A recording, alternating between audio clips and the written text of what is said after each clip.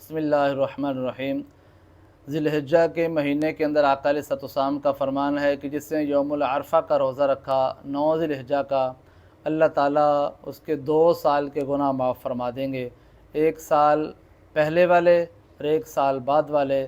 حدیث کے اندر الفاظ ہیں، آقا علیہ الصلوۃ والسلام نے ارشاد فرمایا کہ عرفۃ احتسب علی اللہ ان یکفر سنۃ التی قبلہ و سنۃ التی بعدہ۔ صحیح مسلم کی حدیث ہے کہ 1 سال پہلے اور 1 سال بعد کے گناہوں کا کفارہ ہے یوم العرفہ کا دن 9 ذی الحجہ کا۔ اور دوسرا مسئلہ یہ بھی ہے کہ جہاں جس ملک کے اندر 9 ذی الحجہ عرفہ کا دن ہوگا، وہ اپنے حساب سے اپنے دن کے مطابق روزہ رکھیں گے، کہ کسی دوسرے ملک کے لیے روزہ نہیں ہوگا۔ مثال کے طور پہ سعودی عرب کے اندر ایک دن پہلے یوم العرفہ ہوگا اور ہمارے ہاں ایک دن بعد کے اندر ہوگا۔ اس لحاظ سے جس ملک کے اندر جس تاریخ کو 9 ذی الحجہ یوم العرفہ آئے گا، وہ اسی حساب سے اس دن کا روزہ رکھے گا۔ اللہ ہم سب کو توفیق سعادت عطا فرمائے۔